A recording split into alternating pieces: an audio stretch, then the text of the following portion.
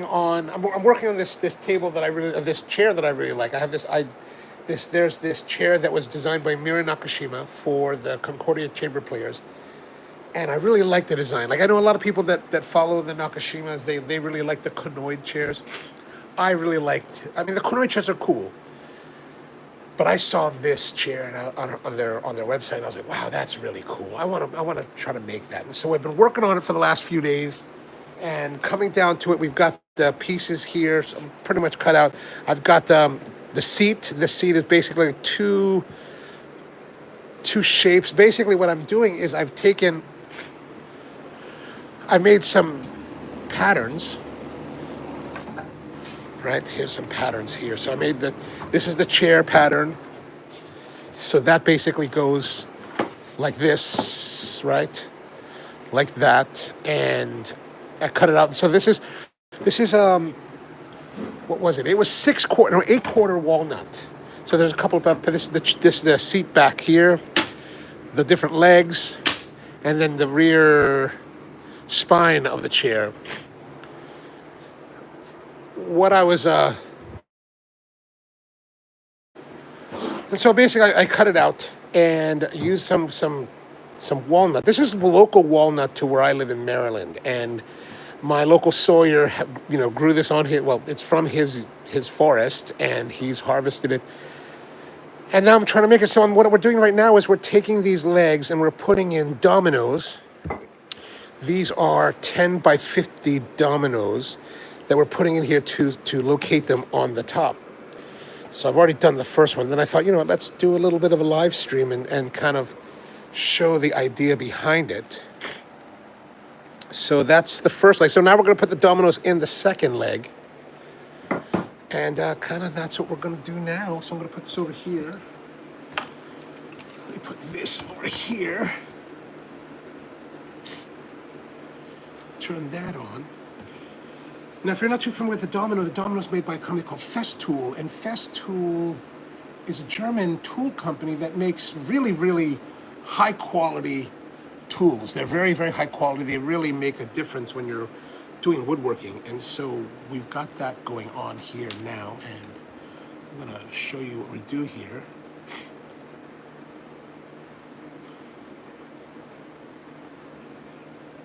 Lorenzo and Alfredo, how's it going? Julian, how are you? So we've got the dominoes. What we're doing is we're going to be taking the clamps and we're going to position the workpiece. So I've got this already marked out here. Figured out already these are the different triangles that we're going to come off. Center spline is here. And then we're coming down and put the first dominoes in. And now we're going to follow this triangle here. So it's going to be basically a triangular kind of shape for the legs. And now we're going to put that in here. So I've marked some reference points that we're supposed to locate it halfway. This is a 30 millimeter thickness. So I measured out 15 millimeters, so that should have put it in here. However, it's actually a 10 millimeter on the fence. I keep forgetting about that, and so sometimes you just forget. And what can you do? What can you do? So let us go and get ready here. I'm going to put this down. Good. Now I've also marked this line here. That's the front of the leg. So what we're going to do is we're going to use this whole piece as a reference. So this kind of stays here, right? That goes there. And we square it up.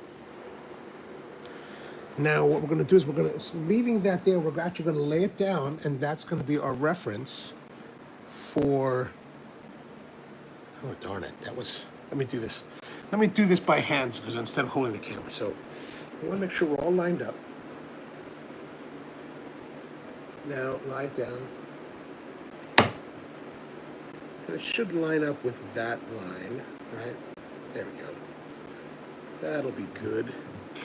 Then we want to clamp it all down.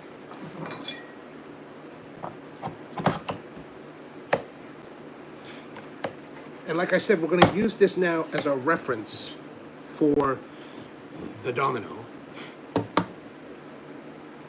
Don't kiss, we're making mortise and loose mortise and tenon joinery in walnut using the Festool domino. And so we've got 30 millimeter thick legs going into 30 millimeter thick seat bottoms.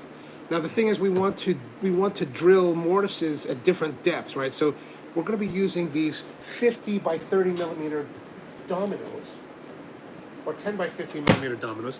So they're the biggest ones. They look like this. What we're going to do is we're going to put them here, 2 of them to give it strength. But since we're talking about 30 millimeters in the seat top, we don't want to go too deep. We want to only cut that to maybe 20 millimeters, and then we're going to go 30 millimeters into here so that we're splitting the 50 millimeter length. Hope that follows you.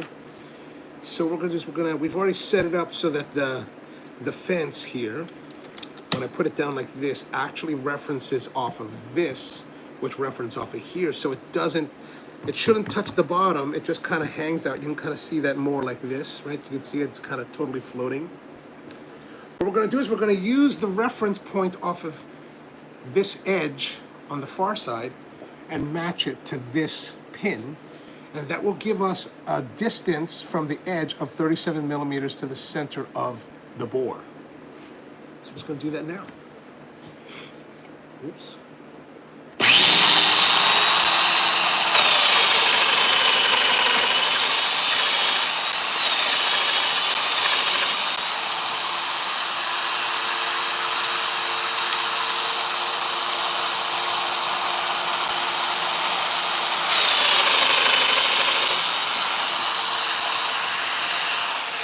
So we got the first one in. I'm going to reference out to this side now.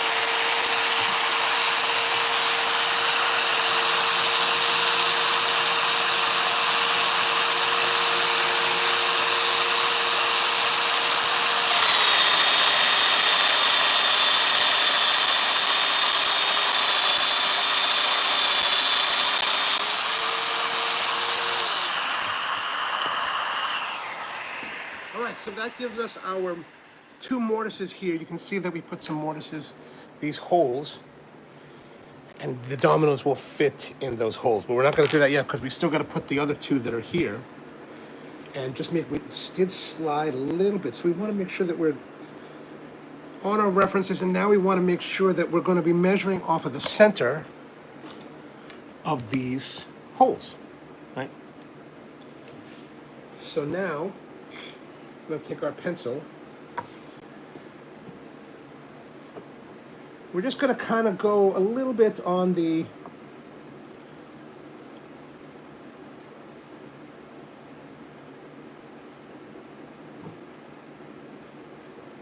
right there.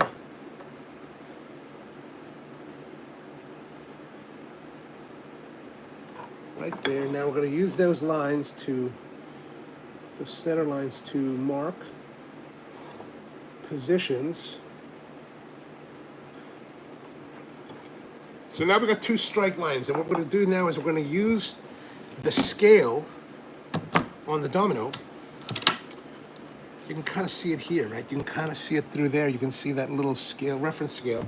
I'm just going to line that up now and just bore the dominoes. Now, what we also want to do is we want to change this depth. We're 28 millimeters, 30 millimeters or so. So now we want to go to 20, right? So 20, 25. Now we're going to go here, bring it around. Just line up. We're going to need our light. Line up the lines on the scale, and we're going to use this piece as our fence on the back, right? As long as everything's tight, we should be good.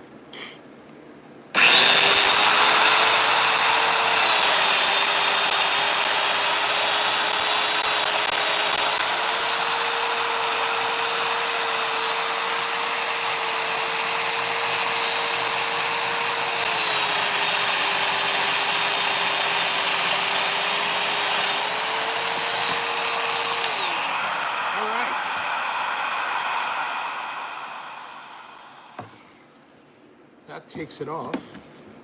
And now we've got our mortises. Now, one of the things I do want to check is that I did forget to change the depth on the first plunge earlier. So we're going to double check that I think we were set at 20, so I want to make sure we're at full depth.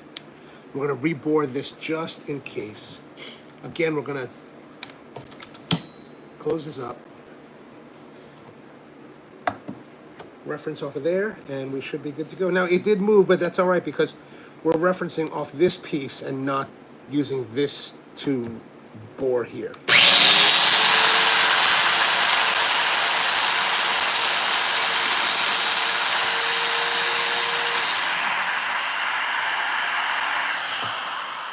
All right, I guess that we did that all right then, so we did not have that problem. Now, what we're going to be doing next is we're going to test fit the leg, and so we've got the dominoes here. You can see the domino has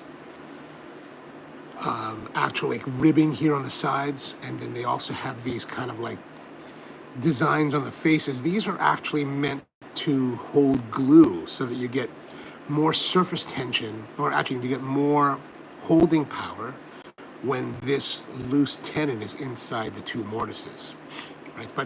But in order to fit, so they fit really tight because of these ribs. You can see this rib here, right? They fit really tight in the mortise because these ribs kind of really go to the ends of the mortise to fill it out. So it makes it difficult. Well, it just makes it tight. So what we want to do is we want to shave off the ribs so that we can dry fit it.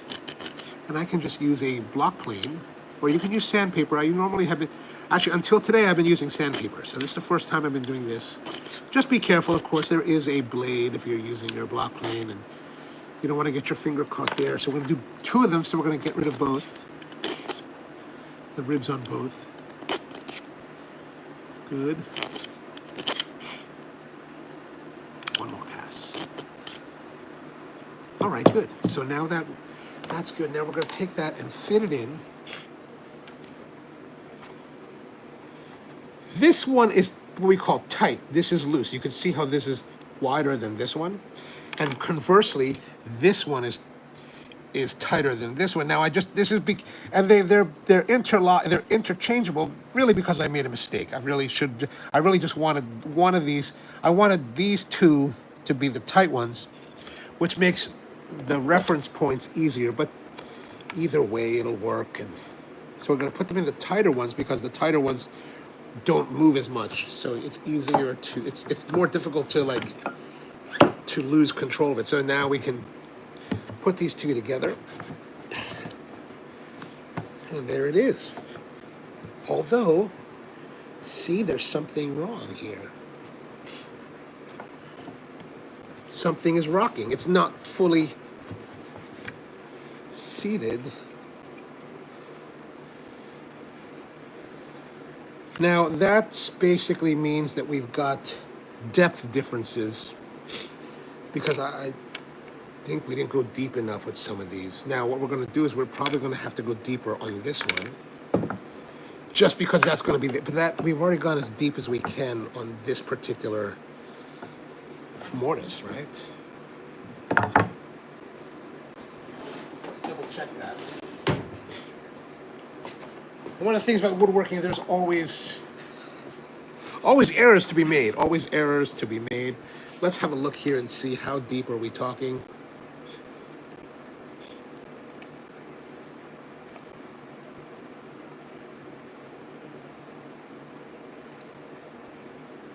So we got 26 there. I mean 28. 27, so it's a little bit shy, right? It's a little bit shy, 27. And let's see here. 27 and 20, so we're just a little bit...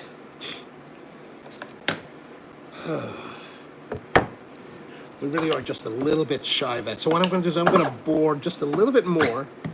We've already gone to full depth on the...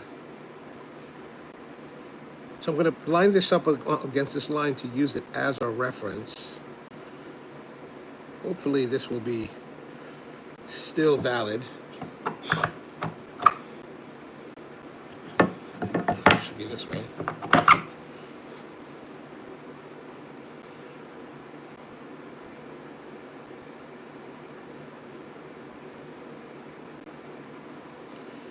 Now honestly, this is a little bit fraught with danger because if I mistake here, then we're going to be off and it's going to make it a little bit bigger. Now we want to make sure we don't go too deep, so we're at 20, maybe we'll go to 25. Okay, line it up again. So hopefully this will give us the right results. And this is a wide mortise, right? A wide. Okay. Here we go.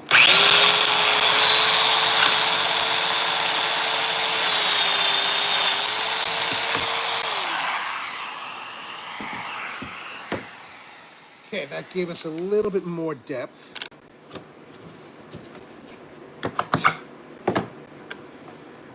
Tight.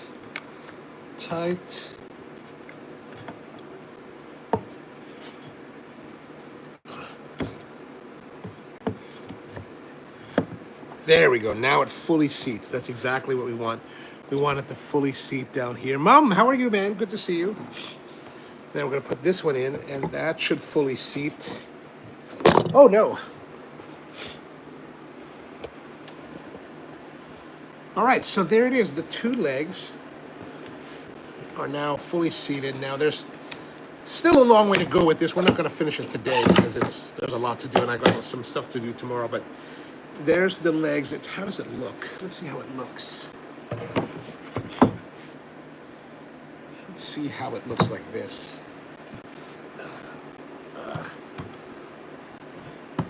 Oh yeah,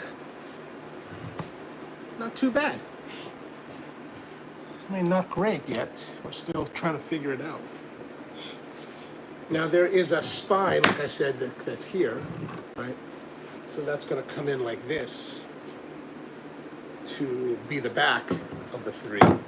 Now here I was gluing these two halves together the other day, and I kind of mucked it up. Like I said, there's always something you're going to muck up, right? And so I actually bored these holes in to like attach the tube, thinking that this was the bottom when it was actually the top. So now I've got to put in some butterflies here, then do some decorative butterflies to hide this error, then finish it all down, and that should be good. So I'm going to work on that tomorrow with Matt. We're going to cut out some of these butterflies and see what we can come up with. So, all right, well, that's pretty much it for Friday night. A little bit of this Woodshop Live. Thought you might find it interesting or something. We're making the all walnut version of the Concordia chair. This is a chair that was originally designed by Mira Nakashima for the Concordia chamber players in New Hope, Pennsylvania. They have photos of this on their website. If you go to George Nakashima Woodworkers, you can see the photos of the real chair made by true craftsmen, not by some dude on YouTube that actually makes coffee for a living. But I think it's a really beautiful chair, and yeah, go check it out and see what you think. We'll follow up again with another Workshop Live in the future. So thanks for tuning in, and see you next time.